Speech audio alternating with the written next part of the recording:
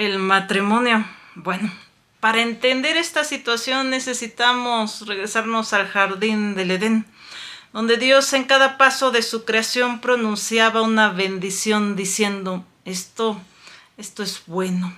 Sin embargo, la primera maldición que pronunció Dios fue cuando encontró a Adán solo y dijo, esto no es bueno. De ahí desfiló toda la creación y no se encontró ayuda idónea para Adán. En ese momento Dios lo hace caer en un sueño profundo y de ahí forma a Eva. Cuando Adán la ve, exclama que ahora sí es carne de su carne y que ahora sí se ha encontrado una ayuda idónea. Y se forma el primer matrimonio de toda la humanidad.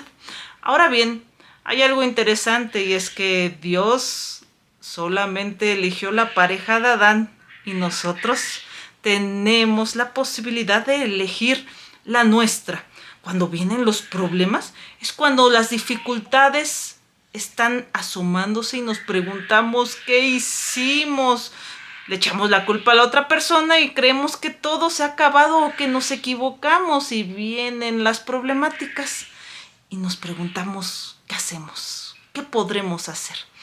Sin embargo, hay una situación muy interesante para guiarte en estos momentos de confusión y es recordar las etapas del matrimonio judío. En el matrimonio judío primero había un acuerdo donde las parejas inclusive se consideraban ya en una unión matrimonial. Sin embargo, no había una consumación y no vivían juntos. El día de hoy tenemos algo muy parecido que es el noviazgo. En ese momento, el esposo regresaba generalmente a casa de su padre a hacer un hogar. Inclusive esta etapa del matrimonio se consideraba y se llamaba Kiddushin. No sabía el tiempo ni había una regla de oro para establecer, pero en ese momento ya había un pacto. Y recordemos que los pactos generalmente no se deben de romper. Inclusive Dios siempre a lo largo de la historia formó pactos con la humanidad, como el arco iris, que es la marca del pacto con Noé, como con Abraham cuando se hizo el camino de sangre, y así podemos ver la seriedad con la que Dios toma esos pactos. Inclusive encontramos el paralelismo muy interesante sobre que nosotros, la iglesia, somos la novia de Dios y estamos en esa etapa donde se está preparando nuestro lugar. Porque de la misma forma Jesús dijo, voy a preparar el lugar a donde van a ir, haciendo ese paralelismo aún más fuerte.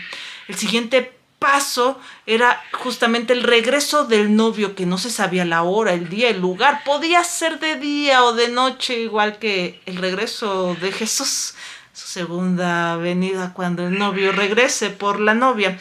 Y en ese momento, entonces sí, se celebraba la consumación y la celebración de boda que duraba varios días y en este momento se denominaba Nisuin.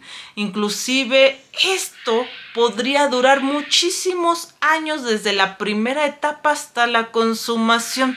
Sin embargo, el pacto lo hacía algo irrompible. Ahora bien, nosotros hoy en día no nos tomamos tan seriamente esta situación. Conocemos el divorcio, conocemos la separación incausada y eso nos hace tener menor problema al equivocarnos porque al final todo puede volverse a rehacer. Sin embargo, a veces cuando estamos en una contradicción matrimonial, nosotros nos preguntamos ¿qué pasaría? ¿Qué debo de hacer? ¿Por qué Dios no viene y cambia a la otra persona? Y así nos pasamos echando la culpa a los demás. Y en ese momento, cuando nosotros tengamos dudas, debemos de recordar lo que hace Dios con su iglesia, la seriedad de su pacto. ¿Y qué haría Dios con su novia? ¿La dejaría así? ¿La abandonaría en el primer problema? ¿O cómo Dios se toma la seriedad de ese pacto?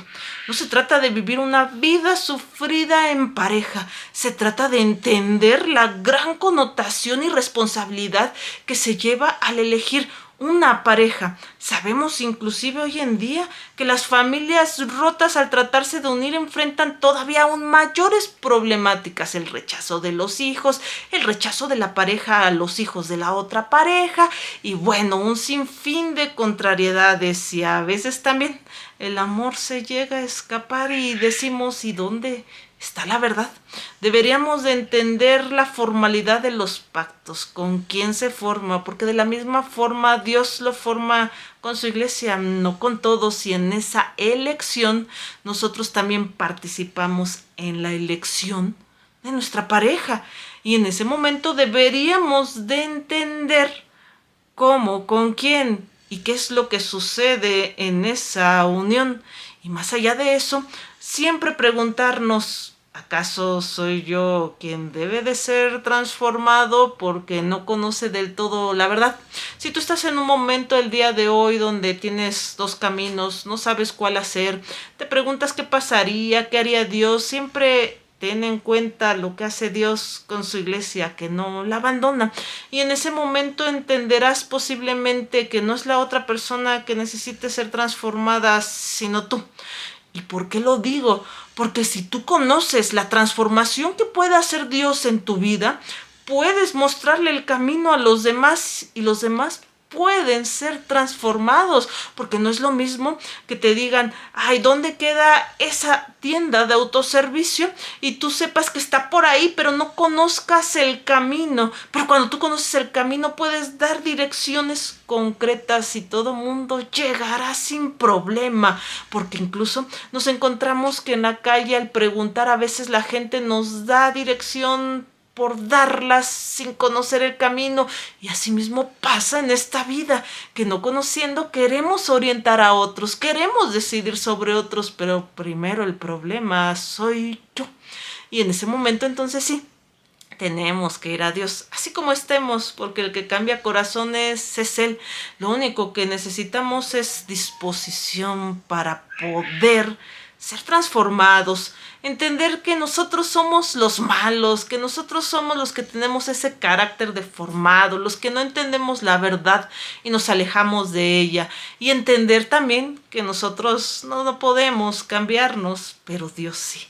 Cuando tú creas eso, empieza la primera parte del proceso y ahí Dios entrará. Conocerás a ese Dios vivo, a ese Dios que posiblemente tú leas en testimoniales, en la escritura, y te preguntes dónde está, pero no te has dado cuenta que Él no es el problema, somos nosotros, porque es un Dios santo, alejado del pecado, y la única forma de estar ante un Dios santo es a través de Jesús, el único que pudo pagar, porque era el único que no debía, y solo con Él podemos estar ante la verdad, ante el camino, ante la puerta, ante el buen pastor. Y como siempre se los digo, Dios los ama mucho, vayan a Él como estén. Bendiciones a todos.